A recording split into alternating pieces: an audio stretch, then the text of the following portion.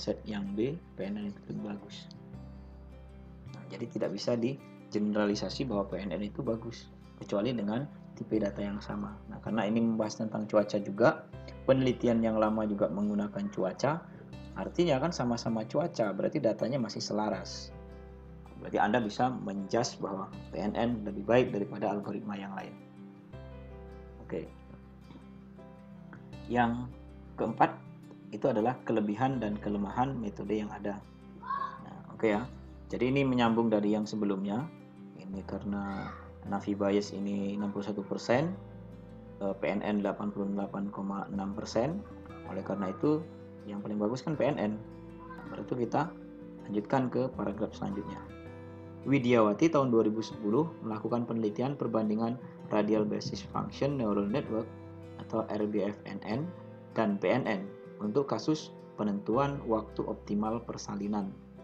Nah, ini terkait dengan waktu optimal persalinan menggunakan dua algoritma RBFNN dan PNN. Hasil pengujian PNN dan dengan performance goal sebesar 0 dan spread sebesar 0,02, artinya menggunakan parameter ini memiliki tingkat kesalahan lebih rendah daripada RBFNN. Berarti ini adalah kelebihan dari algoritma PNN.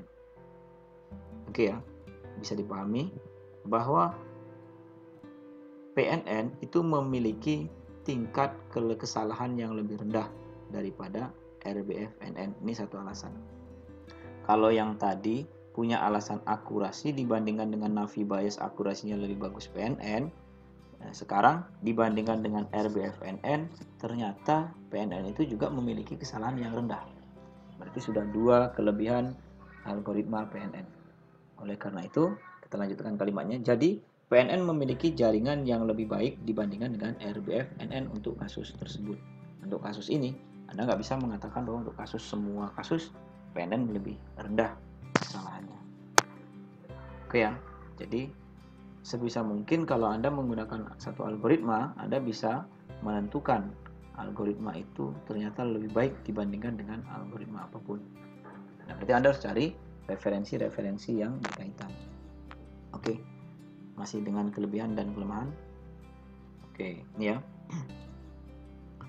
Pada kasus akurasi algoritma, beberapa hal terpenting sebelum melakukan klasifikasi adalah dalam proses penentuan data latih dan data uji, kesalahan dalam menentukan pembagian data akan berakibat fatal dan mempengaruhi hasil akurasi algoritma. Ini menurut penelitian Mustaqim 2017. Penelitian oleh Babatunde tahun 2016 menunjukkan bahwa teknik random sampling memiliki tingkat yang lebih tinggi dibandingkan dengan metode K-fold cross validation. Namun, K-fold cross validation lebih cepat 0,36 detik dibandingkan dengan random sampling. Artinya, di sini kelemahan K-fold cross validation dari sisi akurasi. Oke ya, akurasinya lebih tinggi daripada random sampling. Namun, random sampling itu juga memiliki kelemahan dari sisi waktu. Ternyata lebih baik K-fold cross validation. Oleh karena itu dari penelitian ini ternyata pembagiannya menggunakan sistem clustering, model clustering.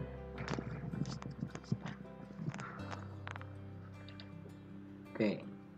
Ini masalah pada metode yang dipilih. Jadi kalau tadi lanjutan kelebihan, ada kelemahan. Nah, sekarang ini ada pada masalah pada metode yang dipilih. Jadi kalimatnya seperti ini kira-kira. PNN memecahkan masalah atau menyelesaikan masalah prediksi atau klasifikasi dengan mempertimbangkan setiap masukan pada layer input. Proses yang dilakukan oleh PNN dapat berlangsung lebih cepat bila dibandingkan dengan backpropagation.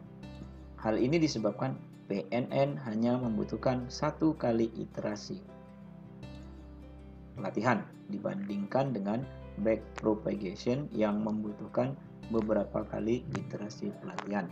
Ini berdasarkan penelitian SOFA tahun 2016. Jadi gini, di kalimat ini atau di paragraf ini sebenarnya ini ada masalah atau keuntungan, kelebihan atau kelemahan. PNN itu cukup satu kali iterasi sudah dapat hasilnya. Berarti Dalam arti kata PNN itu memiliki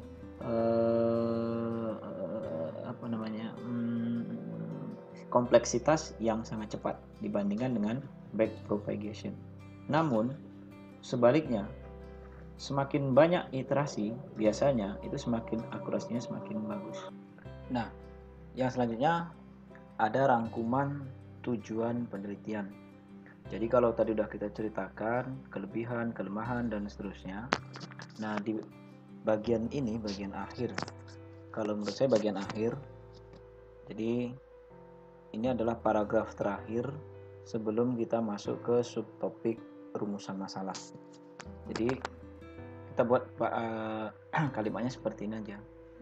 Sedangkan penelitian oleh Mustaqim 2017 dengan menggunakan data EMIS melakukan pembagian data latih dan data uji yang menghasilkan bahwa K-means clustering memiliki nilai akurasi confusion metric yang lebih tinggi dibandingkan dengan K-fold cross validation.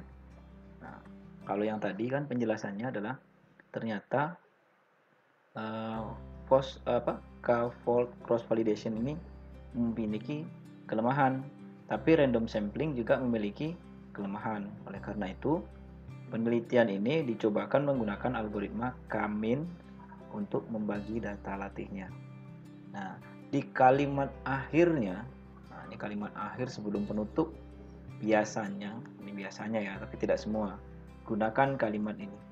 Oleh karena itu, sudah diceritakan kan dari awal sampai akhir, dari paragraf pertama sampai paragraf, anggaplah 8 paragraf itu di pendahuluan. Dan penutupnya, sebelum penutup itu dibuat kalimat seperti ini.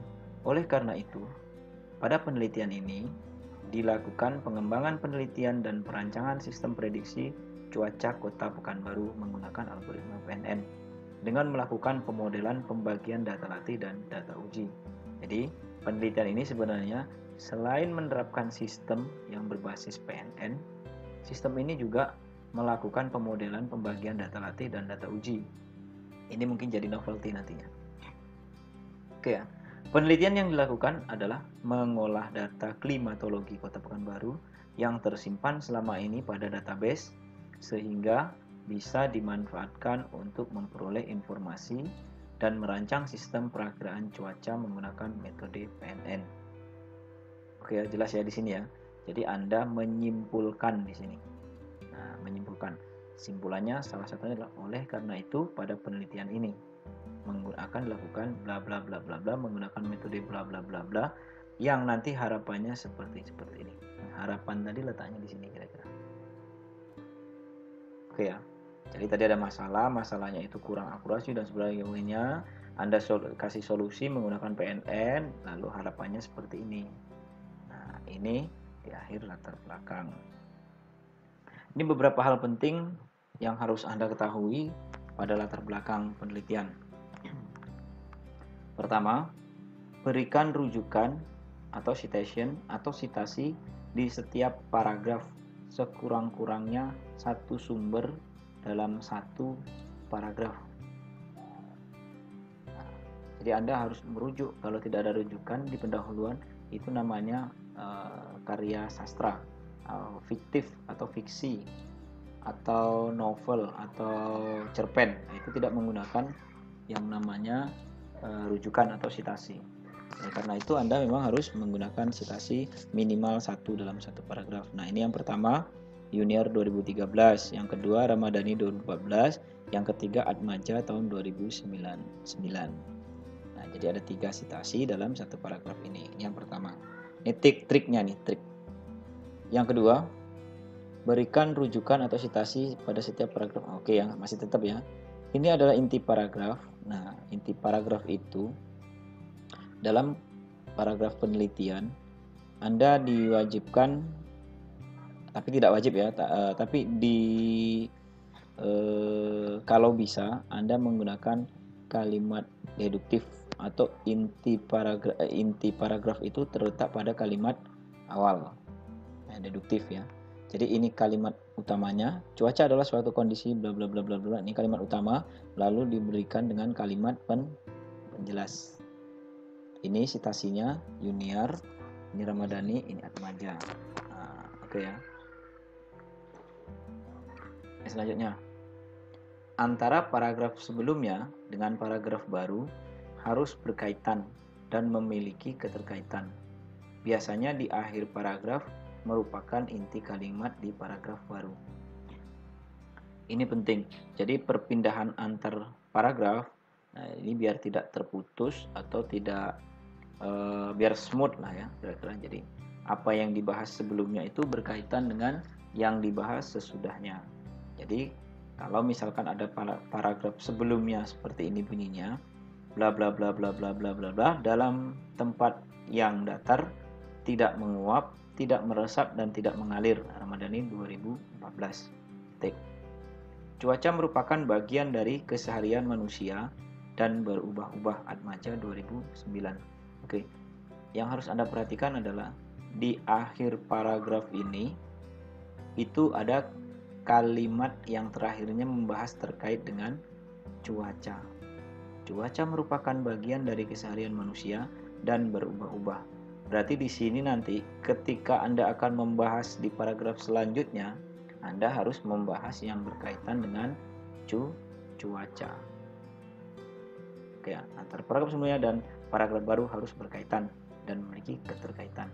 Biasanya di akhir paragraf, merupakan kalimat inti kalimat di paragraf baru. Ini kan terkait dengan cuaca nih. Nah, baru di paragraf selanjutnya kalimat utamanya itu pasti membahas cuaca karena di sini akhirnya cuaca. Jadi ketika perpindahan dari sini ke sini itu tidak jauh berbeda. Cuaca merupakan bla bla bla bla. Berarti kalimat selanjutnya pasti akan membahas terkait dengan cuaca. Kebutuhan informasi cuaca saat ini dirasakan semakin penting. Pemanfaatan informasi tersebut antara lain dalam membuat perencanaan dan pelaksanaan program di berbagai sektor pembangunan, pertanian, pariwisata, dan seterusnya. Nah, ini kira-kira. Itu trik yang ketiga. Yang keempat, pada latar belakang biasanya terdapat kalimat yang harus mampu menjawab sebuah pertanyaan secara tersirat. Jadi meskipun kalau Anda membuat paragraf pendahuluan atau membuat pendahuluan, setidaknya Anda mempunyai beberapa pertanyaan yang harus dijawab. Pertanyaannya itu tersirat saja, tapi jawabannya itu yang Anda tulis di latar belakang.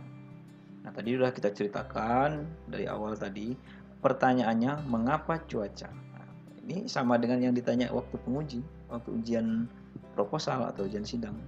Pasti yang ditanya mengapa cuaca? Nah, pasti Anda tadi di atas sudah membahas cuaca merupakan suatu gini. Udah ada Pak di paragraf 2 misalkan. Mengapa Pekanbaru sebagai studi kasus? Nah, oh gini Pak, karena Pekanbaru itu merupakan daerah yang kota yang berkembang terkait dengan bisnisnya. Satu. Yang kedua, banyak orang melakukan penelitian di BMKG Pekanbaru untuk prediksi, untuk buat sistem dan lain-lain. Nah, pertanyaan selanjutnya, mengapa PNN? Tadi udah ceritakan, PNN memiliki kelebihan ini, dibandingkan ini bagus ini, dibandingkan yang ini bagus ini, dibandingkan back propagation bagus PNN, dibandingkan dengan naive bias bagus PNN. Makanya inilah saya mengambil PNN. Mengapa pembagian data menggunakan Cummins? Kalau tadi sudah dijelaskan sebelumnya, pembagian menggunakan cross validation itu ternyata waktu komputasinya sangat tinggi. Tapi kalau kita menggunakan yang random sampling itu akurasinya tidak bagus. Nah, jadi dilema. Oleh karena itu pakai Cummins. Cummins pernah dilakukan penelitian oleh si A, si B, si C. Makanya saya menggunakan Cummins untuk membagi data. Nah, itu salah satunya saja. Jadi keempat pertanyaan tersebut hendaknya ada pada latar belakang, ditulis secara rinci dan disertai literatur dan rujukan. Nah, ya tadi ya, citasi ya. Itu kira-kira. Oke, itu saja yang dapat saya sampaikan pada kesempatan kali ini. Semoga bermanfaat. Saya sudahi. Assalamualaikum warahmatullahi wabarakatuh.